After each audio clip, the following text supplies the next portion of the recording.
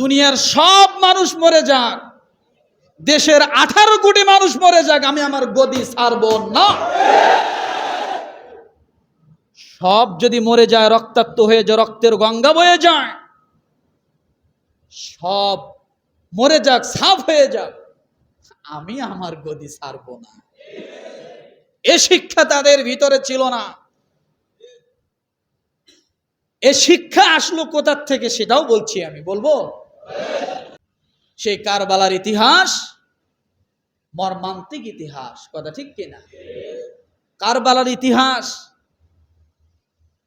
মুসলমানকে নতুন করে বাঁচতে শিখায়, মুসলমানকে নতুন করে জাগতে শিখায়, মুসলমানকে নতুন করে প্রতিহত করার জন্য শেখায়, মুসলমানকে নতুন করে কারবালার ইতিহাস শক্তি সঞ্চয় করে। এটাই হলো কারবালা।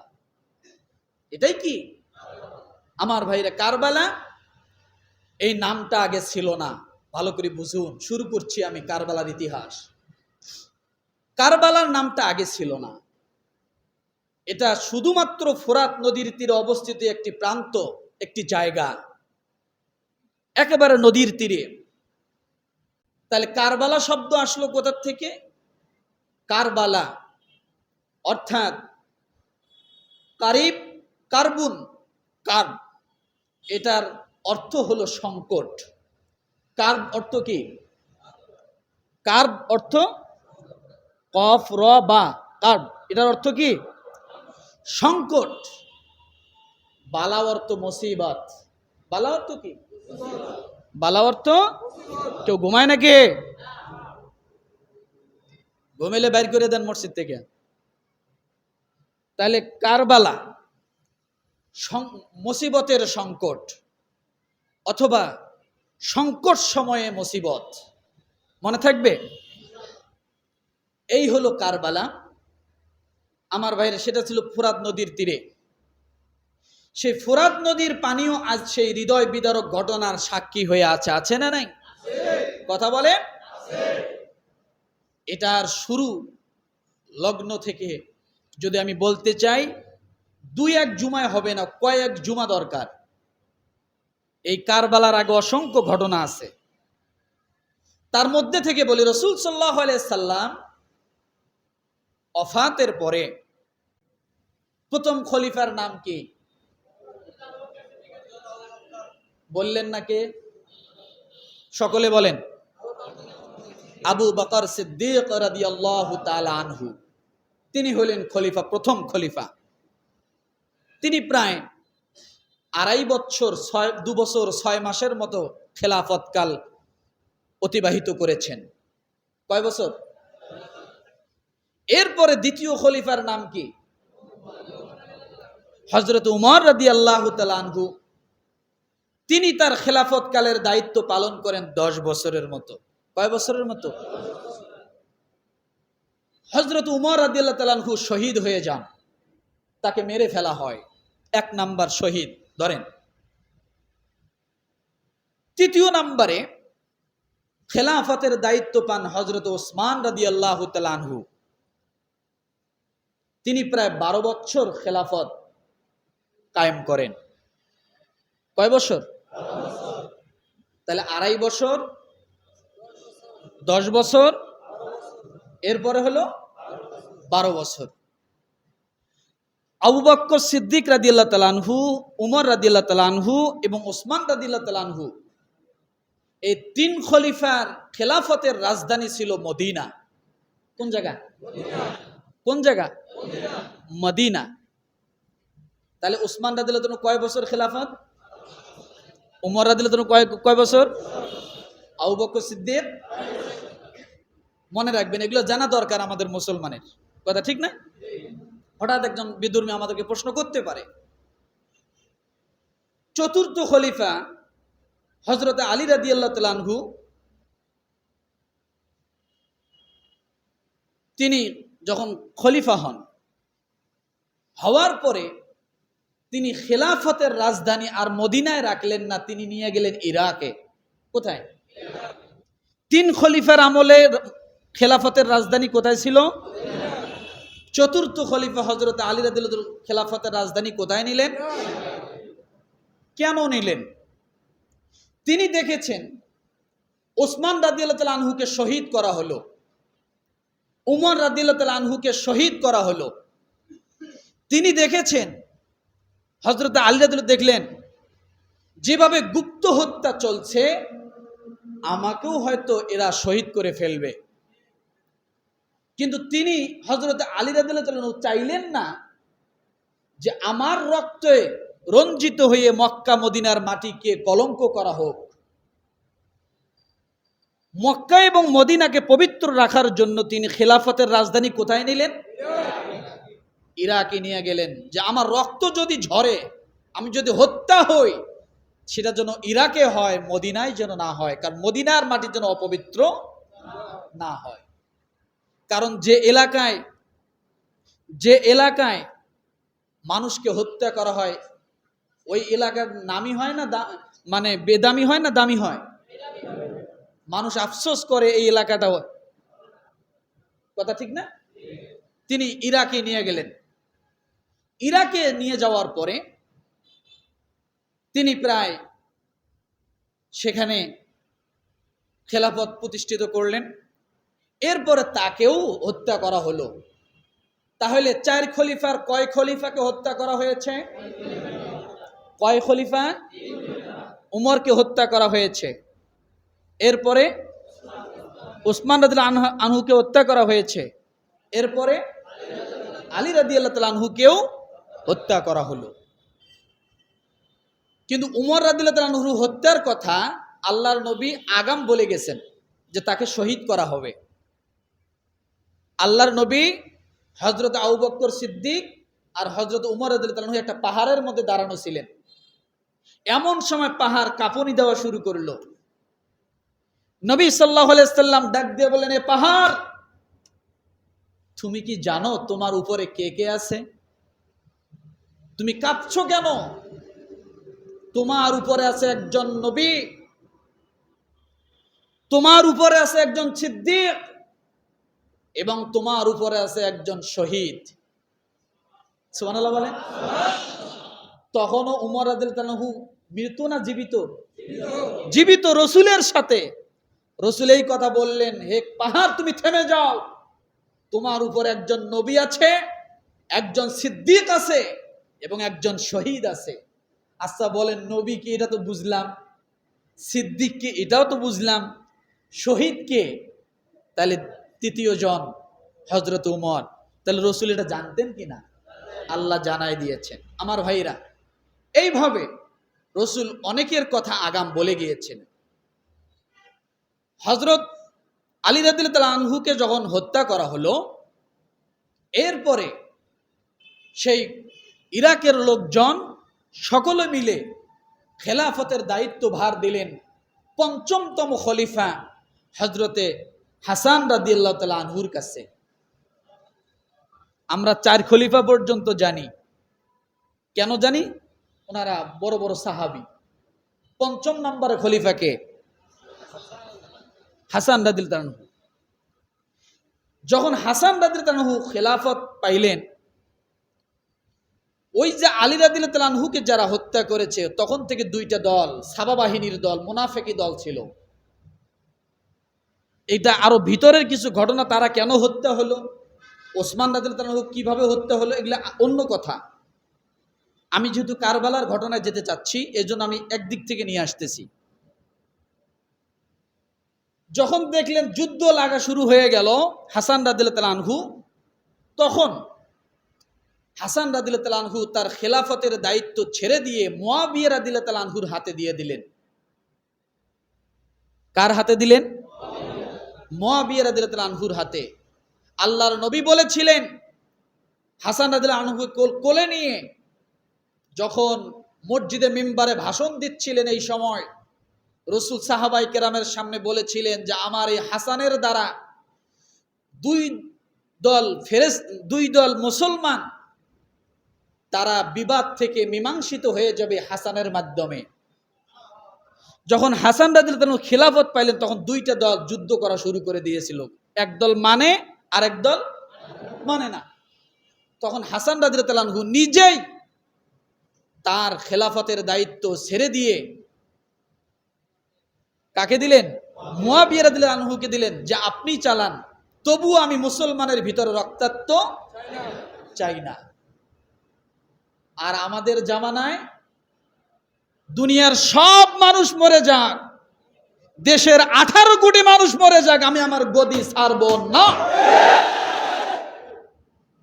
সব যদি মরে যায়, রক্তাক্ত হয়ে যায়, রক্তের গঙ্গা বয়ে যায়, সব মরে যাক, সাফ হয়ে যাক, আমি আমার গদি ছাড়ব না। এ শিক্ষা তাদের ভিতরে ছিল না। এ শিক্ষা আসলো কোথার থেকে সেটাও বলছি, আমি বলবো। এটা শুধু এখনকার জামানায় না, এটা আগেও ছিল। আসতেছি, রাগ করবেন না তো আমার ভাইরা। হাসান রাদিয়াল্লাহু আনহু যখন ছেড়ে দিলেন মুয়াবিয়ার হাতে, মুয়াবিয়া রাদিয়াল্লাহু আনহু খেলাফতের দায়িত্ব নিয়ে তিনি একটানা 20 বছর পর্যন্ত খেলাফতের দায়িত্ব পালন করেন। মুয়াবিয়া রাদিয়াল্লাহু আনহু একজন জলিল কদর সাহাবী, ওহী লেখক ছিলেন, রাসূলের খুব নিকটবর্তী একজন সাহাবী ছিলেন এবং খুব সম্মানিত একজন সাহাবী ছিলেন। তিনি 20 বছর পর্যন্ত খেলাফতের দায়িত্ব পালন করেন। কিন্তু 10 বছর যখন অতিবাহিত হয়ে গেল, তখন তিনি চিন্তা করলেন যে আমি যদি না থাকি তাহলে খেলাফতের দায়িত্ব কে নেবে। এই জন্য তিনি তখন সর্বপ্রথম চিন্তা ভাবনা করলেন যে আমার এই দায়িত্ব আমার ছেলে ইয়াজিদকে দিয়ে যাব। কাকে? আসলো ইয়াজিদ, শুরু হলো ইয়াজিদ। এখন ইয়াজিদকে যে খেলাফতের দায়িত্ব দিবে, ওই যে তিনজন সাহাবী খোলাফায়ে রাশেদার ভিতরে 3 জন সাহাবী মদিনাকে খেলাফতের রাজধানী বানিয়ে যে খেলাফতের দায়িত্ব পালন করেছিলেন, এবং স্বয়ং আল্লাহ রসুল মদিনায় শুয়ে আছেন, আবু বকর এবং উমর রাদিয়াল্লাহু আনহু রসুলের পাশে মদিনায় শুয়ে আছেন। মদিনার মর্যাদা আছে না নাই? আছে না নাই? আছে। তখন মুয়াবিয়া রাদিয়াল্লাহু আনহু চিন্তা করলেন যে তামাম দুনিয়ার লোক যদি আমার ছেলের পক্ষে ভোট দেয়, আমার ছেলের পক্ষে বায়াত দেয়, আর মদিনার লোকজন যদি না দেয়, তাহলে এই খেলাফতের ঘোষণার কোনো মূল্যই থাকবে না। কারণ 3 জন বাদশা সেখানে ছিলেন, স্বয়ং রসুল দেশ চালিয়ে গেছেন মদিনায়, কথা ঠিক না? এবং বড় বড় সাহাবায়ে কেরাম সেখানে আছেন। তারা যদি এর সমর্থন না দেয়, ইয়াজিদকে খলিফা হিসেবে সমর্থন না দেয়, তাহলে আমার এই ঘোষণার কোনো মূল্য থাকবে না। যেমন আমাদের দেশে এখনো ইলেকশন হয়, যদি আমাদের দাদা বাবুরা যদি তারা যদি সাপোর্ট না দেয়, আমেরিকা যদি সাপোর্ট না দেয়, তাহলে এ দেশের সরকার এখনো ভাসমান থাকে, কথা ঠিক না? কি থাকে? গ্রহণযোগ্যতা কম পায়। আর তারা যদি বলে হ্যাঁ আমরা এ সরকারকে গ্রহণযোগ্যতা দিলাম, তাহলে এ সরকারের শক্তি আরো বেশি হয়। এটা সব সরকারের ক্ষেত্রেই বলছি। বাহিরের দেশের কিছু কি থাকা লাগে? সাপোর্ট থাকতে হয়। সর্বক্ষেত্রে এরকম আছে। তো মদিনার সাপোর্ট যদি না থাকে, তাহলে ইয়াজিদকে আমি যতই খলিফা নির্বাচন করি না কেন, এর কোনো মূল্য থাকবে না। তখন সর্বপ্রথম মদিনার সাপোর্ট নেওয়ার জন্য মুয়াবিয়া রাদিয়াল্লাহু তাআলা আনহু ইয়াজিদকে গভর্নর করে মদিনা পাঠাইলেন। কাকে? ইয়াজিদকে গভর্নর। তাহলে বুঝুন, এখানে একটা কথা কিন্তু মিস্টেক হবে আপনাদের। ইয়াজিদ আর হলো জিয়াদ, দুই ব্যক্তি। ইয়াজিদ আর হলো কি? জিয়াদ, দুই ব্যক্তি। জিয়াদকে গভর্নর করে মদিনায় পাঠাইলেন যে তুমি মদিনায় যাও, সেখানে যে সমস্ত বড় বড় সাহাবী আছে এবং বড় বড় সাহাবীর সন্তানেরা আছে, তাদের কাছ থেকে ইয়াজিদের পক্ষে বায়াত গ্রহণ নাও সোজা কথা সাপোর্ট নিয়ে আসো। যখন জিয়াদ যখন মদিনার গভর্নর হয়ে আসলেন, তখন অনেক বড় বড় সাহাবী এবং সাহাবীর সন্তানরা সেখানে উপস্থিত ছিলেন। আচ্ছা বলেন, সেই সময় 56 হিজরির আগে, আর রসুলের জামানায় যখন ছোট ছোট সাহাবীরা ছিল 7 বছর, 8 বছর, 10 বছর, তারা তখনও কি মরে গেছে না বেঁচে আছে? সর্বশেষ যে সাহাবী ইন্তেকাল করেন 110 হিজরিতে। কত হিজরি? সর্বশেষ যে সাহাবী ইন্তেকাল করেন তার সে কত হিজরিতে? আর কারবালার ঘটনা কত হিজরিতে? 61 হিজরিতে। কারবালার ঘটনারও 50 বছর পর্যন্ত বেঁচে ছিল নবীর সাহাবীরা। সুবহানাল্লাহ বলেন। তাহলে এই কারবালার ইতিহাসের ঘটনার সময় অনেক বড় বড় সাহাবী, তাদের সন্তানরা ছিল। জিয়াদ যখন এসে বুঝাইতে লাগলো মদিনার মুসলমানদেরকে, তখন সর্বপ্রথম ভেটু দিলেন আবু বকর সিদ্দিক রাদিয়াল্লাহু তাআলা আনহুর ছেলে আব্দুর রহমান ইবনে আবু বকর। আব্দুর রহমান ইবনে আবু বকর রাদিয়াল্লাহু তাআলা আনহু তিনি বললেন, হে জিয়াদ, তোমরা যে কথা আমাদেরকে বুঝাইতে চাচ্ছ এ বুঝগুলো আমাদের অনেক আগেই আছে, কিন্তু তোমরা তো আল্লাহ রসুলের আদর্শ, আবু বকরের আদর্শ, উমরের আদর্শ, উসমানের আদর্শ এগুলা বাদ দিয়ে তোমরা নিজেদের মন গড়া আদর্শ পরিচালিত করার জন্য আজকে মদিনায় আসছো সমর্থন নেওয়ার জন্য। এটা কোনোদিন হতে পারে না। আচ্ছা, তাহলে আদর্শটা কি? রসুলের আদর্শ কি? আবু বকর উমরের আদর্শ কি? আর ভিন্ন আদর্শ মুআবিয়া রাদিয়াল্লাহু আনহু কোনটা করতেছেন? সেটা হলো রসুল সাল্লাল্লাহু আলাইহি সাল্লাম তিনি যে খলিফার কথা বলে গিয়েছেন, রসুলের বংশধরের মধ্যে থেকে কাউকে নাম ঘোষণা করে যাননি। গিয়েছেন? আবু বকর সিদ্দিক রাদিয়াল্লাহু আনহু কি রসুলের বংশধর? না। আবু বকর সিদ্দিক রাদিয়াল্লাহু আনহু যখন আরেকজন খলিফার নাম ঘোষণা করে যান, তখন তার নিজের বংশের কারো নাম ঘোষণা করে যাননি। তিনি গিয়েছেন উমরের কথা বলে। আবু বকর রাদিয়াল্লাহু আনহুর বংশ আলাদা, উমর রাদিয়াল্লাহু আনহুর বংশ আলাদা। অর্থাৎ নিজ বংশের কোনো ব্যক্তিকে তারা খলিফা বানান নাই। বোঝেন এবার কথা। কিন্তু মুআবিয়া রাদিয়াল্লাহু আনহু কি করতেছেন? তার নিজ সন্তানকে খলিফা নিযুক্ত করে যেতে চাচ্ছেন। এই ভেটু দিলেন সর্বপ্রথম আব্দুর রহমান ইবনে আবু বকর রাদিয়াল্লাহু তাআলা আনহু। আবু বকর রাদিয়াল্লাহু আনহু ছেলে। তিনি বললেন, এটা হতে পারে না। তোমরা তিনটা আদর্শের যে কোনো একটা আদর্শ মেনে নাও। হয় রসুলের আদর্শ মানো, আর নাহলে আবু বকরের আদর্শ মানো, আর না হলে উমরের আদর্শ মানো, কিন্তু এর ব্যতিক্রম তোমরা যেতে পারো না। কথাটা বুঝাইতে পারছি? আমার ভাইরা, জিয়াদ দেখলো কোনো কাজ হচ্ছে না। এবার জিয়াদ চলে গেলেন। জিয়াদ চলে যাওয়ার পরে, জিয়াদ ছিল কে? গভর্নর। এরপরে নতুন করে আরেক গভর্নর নিযুক্ত করলেন মুআবিয়া রাদিয়াল্লাহু তাআলা আনহু কিছুদিন পরে। তার নাম ছিল মারওয়ান। তার নাম ছিল কি? মারওয়ান। এ হলো দ্বিতীয় গভর্নর এই সময়ের সময়। মারওয়ানকে যখন পাঠালেন, মারওয়ান আসলো। আসার পরে সেও বুঝাইতে লাগলো। সে এমনভাবে বুঝাইতে লাগলো যে এটা তো আবু বকরের সুন্নতের মতোই। সে তো উমরকে নিজে খলিফা নিযুক্ত করে গেছেন। কিন্তু এখানেও ভেটু দিলেন আবু বকর সিদ্দিক রাদিয়াল্লাহু আনহুর ছেলে, যে তুমি এটা কি বলছো?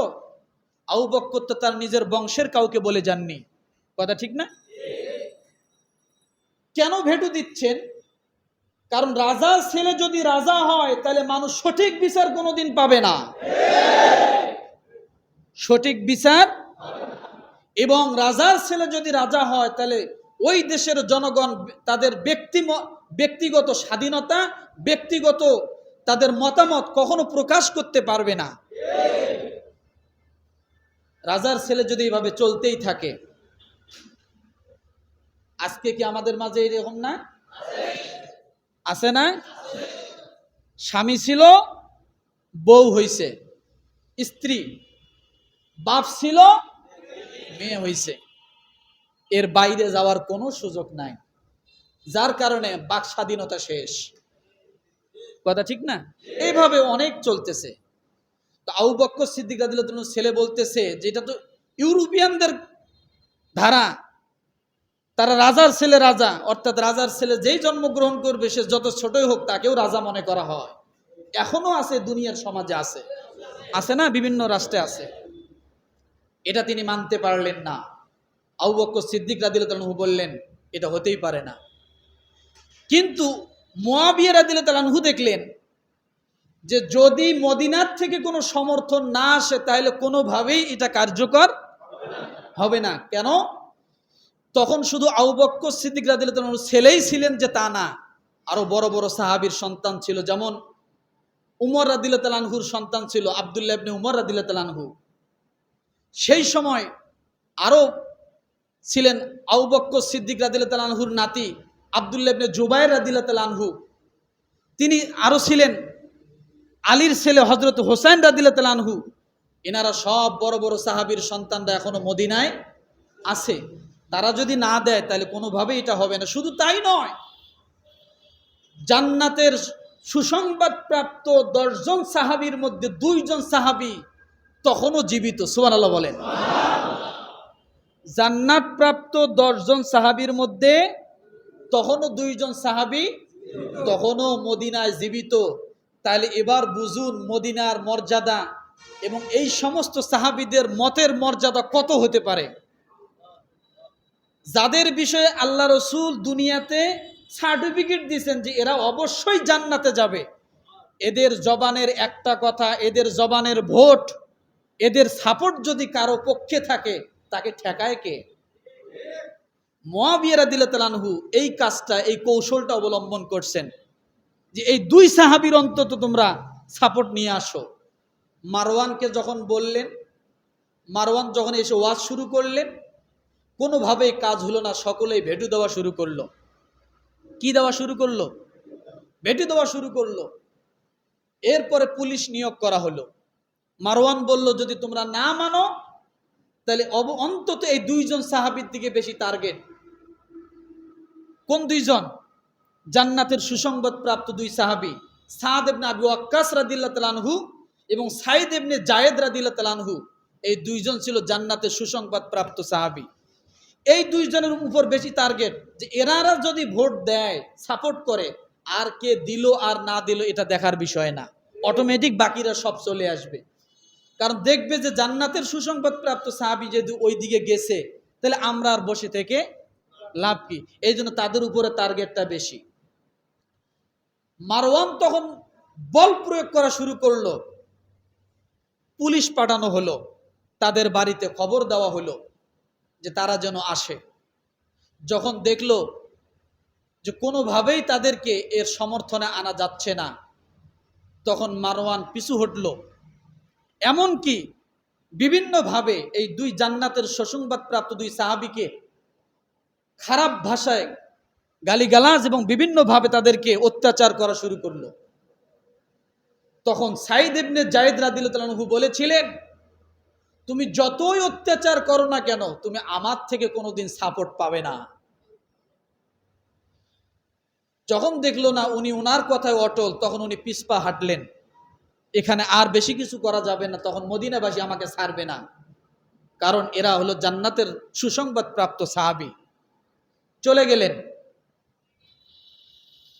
চলে যাওয়ার পরে কিছুদিন পরে 56 হিজরিতে মুয়াবিয়া রাদিয়াল্লাহু তাআলা আনহু নিজেই আসলেন। এবার কে আসলেন? মুয়াবিয়া রাদিয়াল্লাহু নিজেই আসলেন যে তাদেরকে আমি নিজে যেয়ে মদিনাবাসীকে বুঝাইয়া কোনোভাবে এর সমর্থন আনতে পারি কিনা। মুয়াবিয়া রাদিয়াল্লাহু তাআলা আনহু এসে দেখেন এই জান্নাতের সুসংবাদ প্রাপ্ত 2 সাহাবী ইন্তেকাল করেছেন।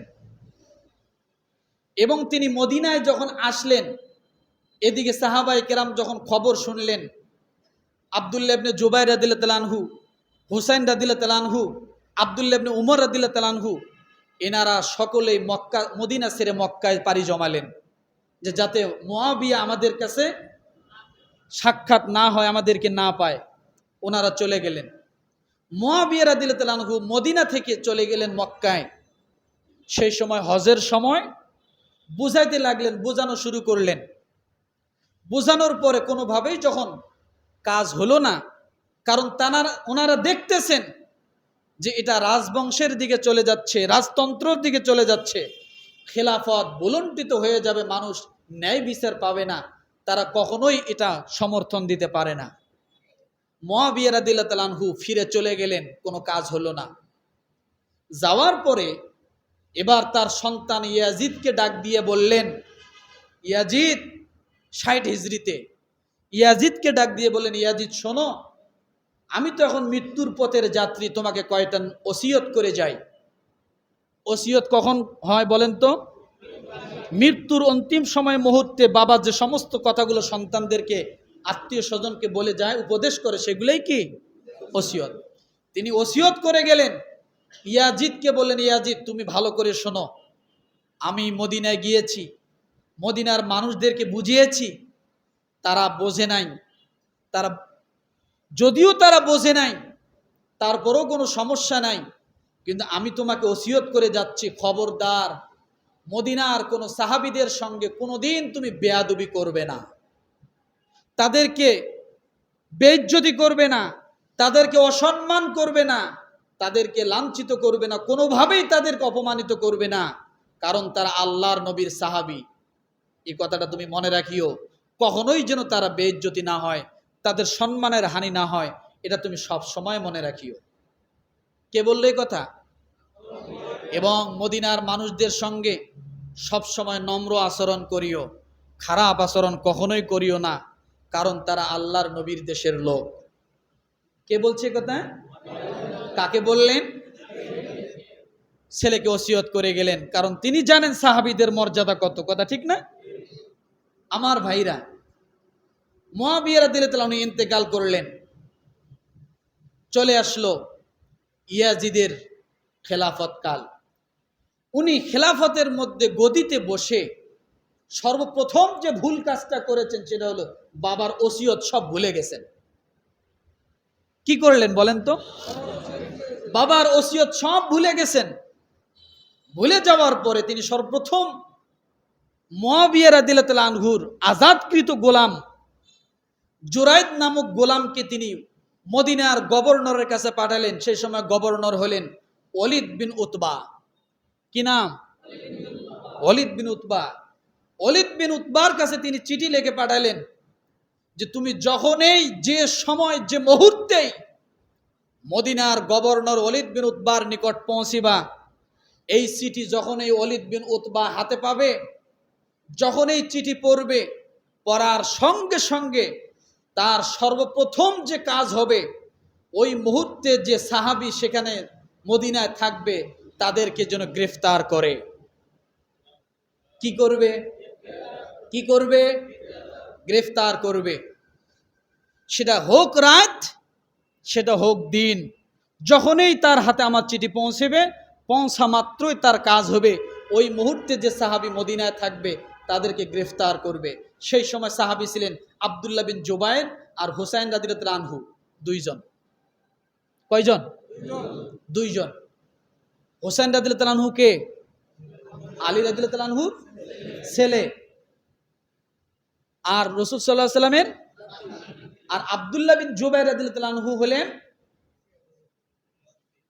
আবু বকর সিদ্দিক রাদিয়াল্লাহু আনহুর নাতি, অর্থাৎ আয়েশা সিদ্দিকা রাদিয়াল্লাহু আনহার বোনের ছেলে আব্দুল্লাহ বিন জুবায়ের রাদিয়াল্লাহু আনহু। যখন চিঠি পাইলেন,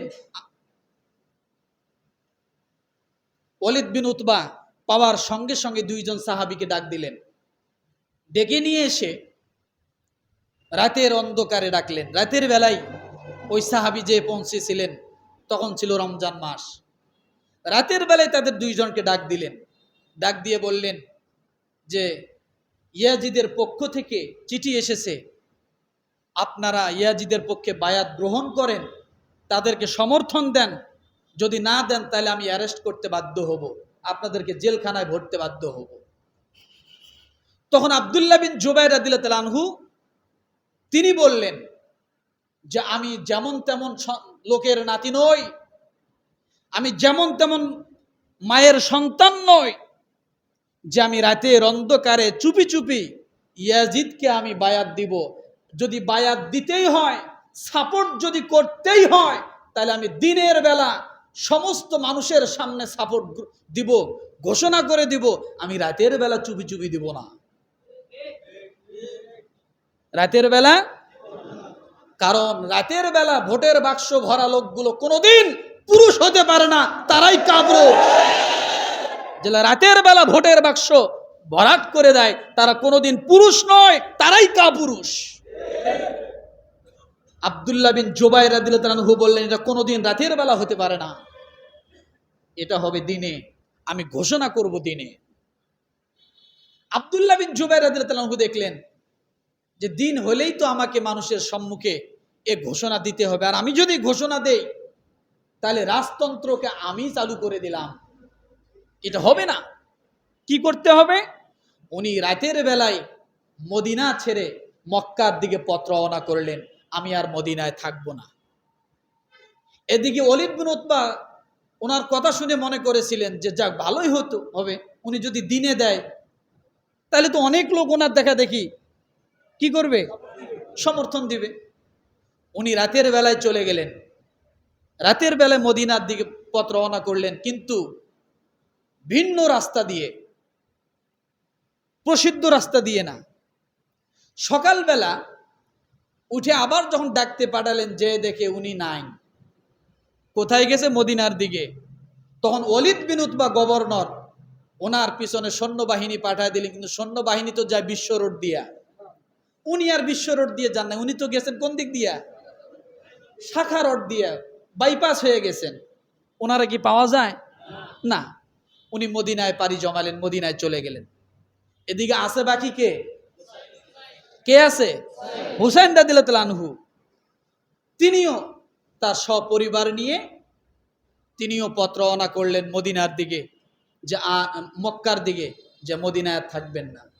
কিন্তু যখন তিনি পথ রওনা করলেন মক্কার দিকে, তখন উমর রাদিয়াল্লাহু আনহুর ছেলে হুসাইন রাদিয়াল্লাহু আনহুকে ডাক দিয়ে বলতেছেন, তুমি কোথায় যাও? বলছে, আমি প্রথমে যাব মক্কায়, এরপরে যাব আমি কুফায়। এই কুফা শুরু হয়ে গেল। সময় আছে? আছে। তখন আব্দুল্লাহ ইবনে উমর রাদিয়াল্লাহু আনহু হুসাইন রাদিয়াল্লাহু আনহুকে বললেন, খবরদার হে হুসাইন, আমি তোমাকে উপদেশ দিচ্ছি, তুমি মদিনা ছেড়ে দিও না, তুমি মদিনা ছেড়ে মক্কায় যেও না। তখন তিনি কুফাবাসীর অনেকগুলো চিঠি আব্দুল্লাহ ইবনে উমর রাদিয়াল্লাহু আনহুকে দেখাইলেন, যে দেখেন কুফাবাসীরা আমাকে ডাকতেছে, তারা ইয়াজিদের বায়াত গ্রহণ করবে না, তারা আমাকে ডাকতেছে। আর যেহেতু হুসাইন রাদিয়াল্লাহু আনহু ওনারা আগেই কুফার মধ্যে ছিলেন, আলী রাদিয়াল্লাহু আনহু যেহেতু রাজধানী কুফায় বানিয়েছিলেন, কথা বলছিলাম না আগে যে ইরাকের মধ্যে বানিয়েছিলেন, ওনারা সপরিবারে আগে ছিলেন, তাদের পূর্বের একটা পরিচিত আছে। যেহেতু তারা ডাকতেছে, তো আমি সেখানে যাব, প্রথমে মক্কায় যাই, এরপরে মদিনায় যাব। যখন হুসাইন রাদিয়াল্লাহু আনহু আব্দুল্লাহ ইবনে উমর রাদিয়াল্লাহু আনহুর কোনো উপদেশ গ্রহণ করলেন না, তখন আব্দুল্লাহ ইবনে উমর রাদিয়াল্লাহু আনহু এই কথাটাই বললেন যে, হে শহীদ, আমি তোমাকে আল্লাহর হস্তে মদিনা থেকে তোমাকে ছেড়ে দিলাম, তুমি চলে যাও। তখনও হুসাইন রাদিয়াল্লাহু জীবিত না মৃত্যু? কিন্তু আব্দুল্লাহ ইবনে উমর কি বললেন?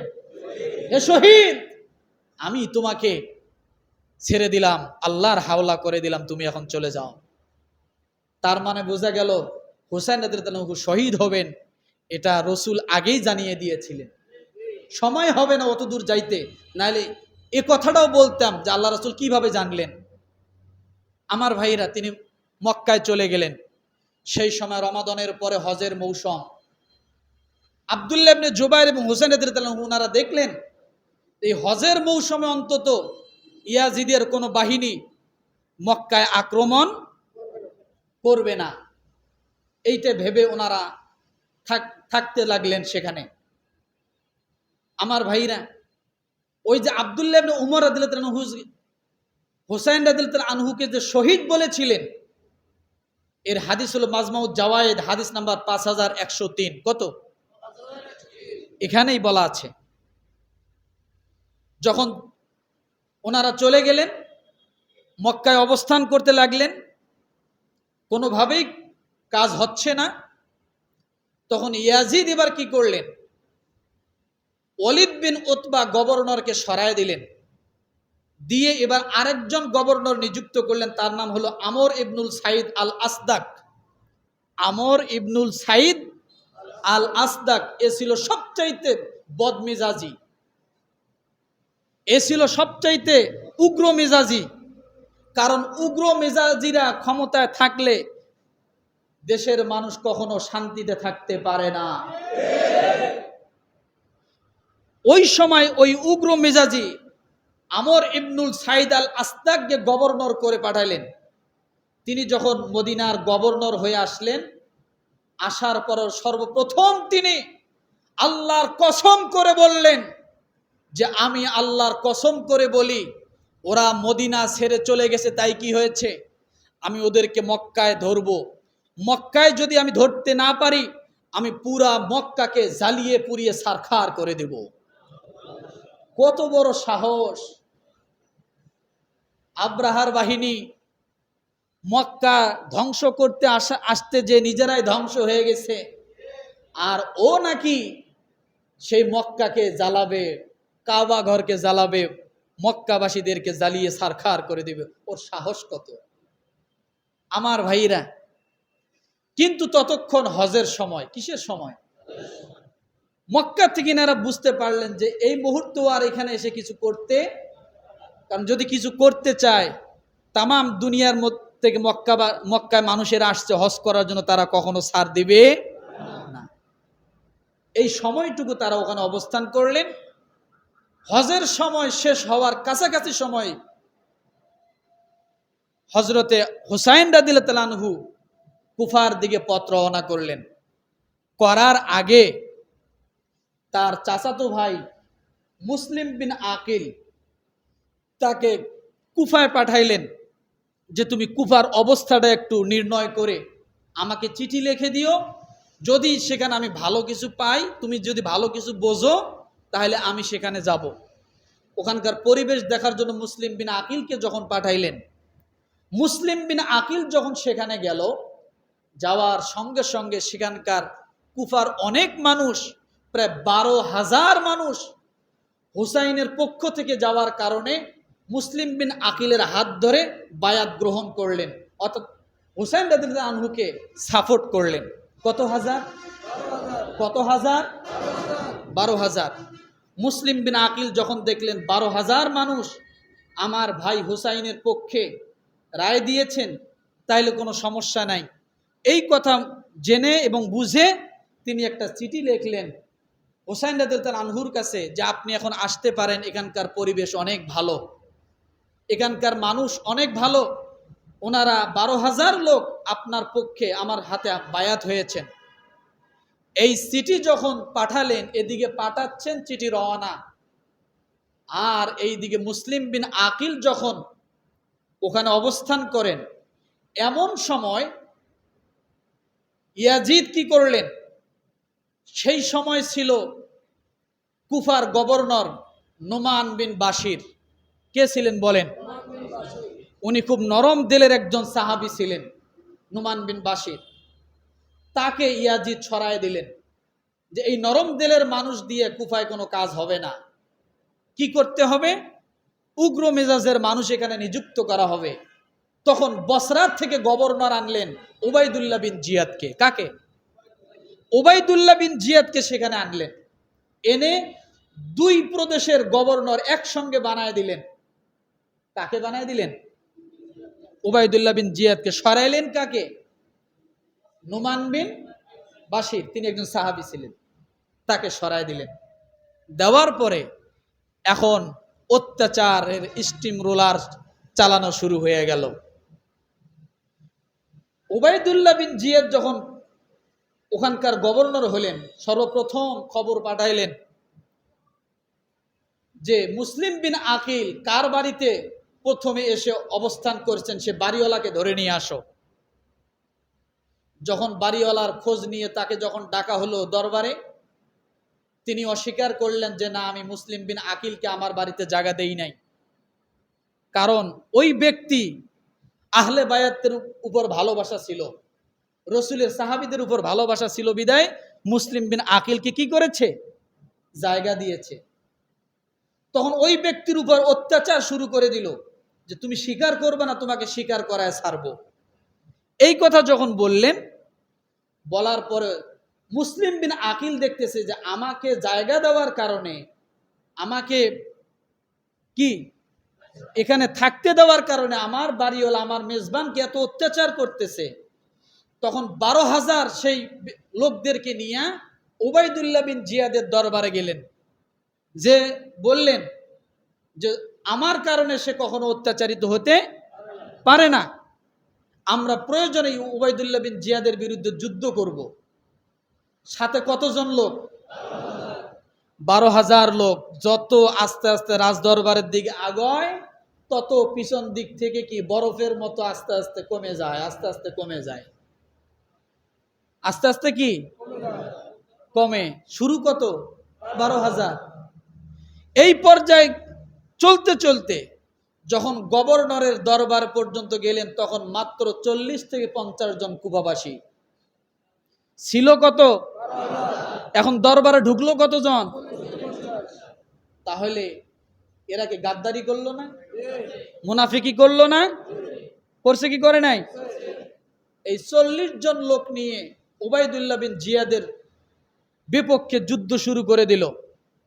পর্যায়ক্রমে আস্তে আস্তে যখন তারা শহীদ হতে লাগলো, মুসলিম বিন আকিল সেখান থেকে পলায়ন করে মদিনার দিকে যখন পথ রওনা করলেন, এক বুড়ির বাড়িতে তিনি ওই সময় আত্মরক্ষার জন্য সেই বুড়ির বাড়িতে অবস্থান করলেন। বুড়ি তাকে জায়গা দিয়েছে। সমস্যা হলো বুড়ির ছেলে। বুড়ির ছেলে ছিল উবাইদুল্লাহ বিন জিয়াদের চামচা। কারণ আজকে তো চামচাদের সমস্যা, বাঁশের চেয়ে কোন চিজ জোর বেশি। এই যত ভেজালের গোড়া হলো সব চামচারা। চামচারা যদি ঠিক থাকতো, দেশ এত সমস্যা থাকতো না। এই ব্যক্তি করলো কি, ওই বুড়ির ছেলে করলো কি, উবাইদুল্লাহ বিন জিয়াদকে জানায় দিল যে মুসলিম বিন আকিল আমার বাড়িতে, একে যদি আমি ধরায় দিতে পারি তাহলে অবশ্যই আমাকে কোনো পুরস্কার ঘোষণা করছে, পুরস্কার দিবে। ও কি করলো? ধরায় দিল।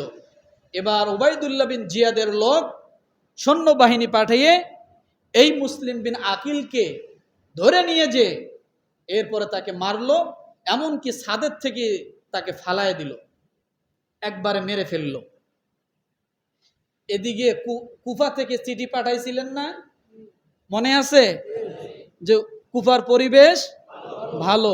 এই চিঠি পাইয়া তো হুসাইন রাদিয়াল্লাহু আনহু পথ রওনা করছেন। যখন একেবারে নিকটবর্তী আসছেন, আসার পরে কিছু লোক বলল যে আপনার ভাই তো নাই, তাকে মেরে ফেলা হয়েছে। এত কিছু তো আর উনি জানে না। যখন উনি বর্ডার কাছাকাছি আসছেন, তখন উনাকে জানানো হলো। উনি জানার পরে যখন আবার ফিরে আসবেন, যেহেতু সমস্যা, নারী পুরুষ এতগুলো বাচ্চা নিয়ে সেখানে যাওয়াটা ঠিক হবে না, তখন ওই মুসলিম বিন আকিলের আরো কিছু ভাই এই হুসাইন রাদিয়াল্লাহু আনহুর কাফেলায় ছিল। ডাক দিয়ে বলতেছে, ভাই, আজকে যদি সে তোমার ভাই হতো তুমি তো ফিরে যেতে না। আমার ভাই মারা গিয়েছে, এর বদলা আমরা নিবই, আমরা ফিরে যাব না। হুসাইন রাদিয়াল্লাহু আনহু দেখলেন যে এটা সমস্যা, ফিরে গেলে সমস্যা। উনি আবার সামনের দিকে পথ রওনা করলেন। এরপরে ওই বর্ডার থেকে ওনাকে এই কারবালার প্রান্তরে নিয়ে যাওয়া হলো। সময় কম, আমি শেষ করে দিচ্ছি। সেটা হলো, এই কারবালার প্রান্তরে নিয়ে যাওয়ার পরে তাকে যখন যুদ্ধের পরিস্থিতি তৈরি করা হলো, এই দিকে ওই যে মুসলিম বিন আকিলকে যে হত্যা করা হয়েছে, ইয়াজিদ এই খবর পাওয়ার পরে উবাইদুল্লাহ বিন জিয়াদকে ধন্যবাদ জানাইছে। তাহলে এবার বলেন, এই হুসাইন রাদিয়াল্লাহু আনহুর শহীদের পিছনে ইয়াজিদ দায়ী আছে না নাই?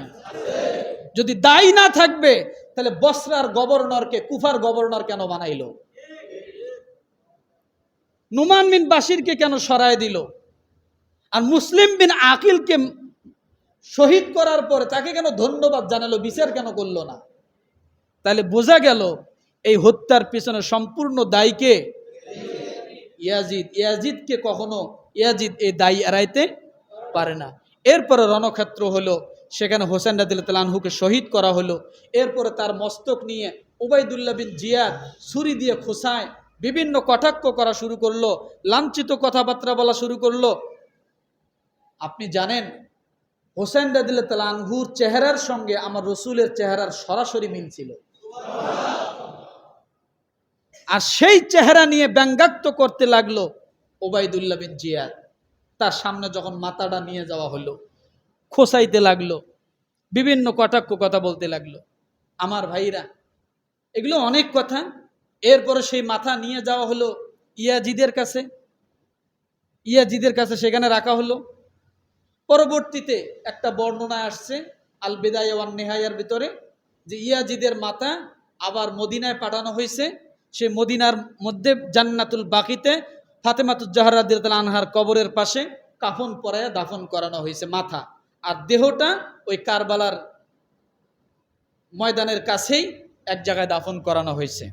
আমার ভাইরা, কথা আরো অনেক ছিল, সময় যেহেতু কম এত কথা বলা যাবে না। তো এখান থেকে বুঝে নেন যে আসলে সত্যিকার পক্ষে মাজলুমরা সবসময় জালেমদের বিপক্ষে থাকবে, এটাই তো কথা। কথা ঠিক না? সত্য ন্যায়ের পথে থাকতে হবে, সেটা যদি জীবন চলে যায় যাক। কথা ঠিক না? আজকে যদি সত্যকে কেউ সত্য মেনে না নেয়, সেটা তার সমস্যা। কথা ঠিক না? আজকের এই কারবালার ঘটনা, আজকে কারবালার অবস্থা এবং অবস্থান, আজকে আমাদের বর্তমান অবস্থা এবং অবস্থান প্রায় সেম।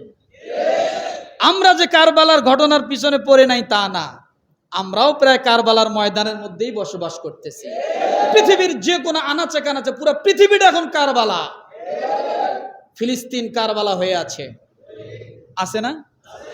এইরকম অনেক জায়গা এখন কারবালায় হয়ে আছে। তো আমার ভাইরা, এই জন্য বলি, বর্তমান সময়ের জালেমদের অবস্থা দেখলে পূর্বের জালেমদের কথা আমরা শিক্ষা নিতে পারি। এই জন্য আসুন আমরা সত্য ন্যায়ের পথেই থাকার জন্য চেষ্টা করব, সেটা যদি জীবন যায় যাক।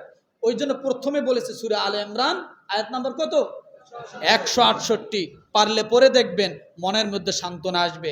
169 আল্লাহ তাআলা এখানেও সান্ত্বনা দিয়ে বলেছেন, ওয়ালা তাহসাবান্নাল্লাযীনা কুতিলু ফি সাবিলিল্লাহি আমওয়াত বাল আহইয়াউন ইনদা রাব্বিহিম ইরযাকুন।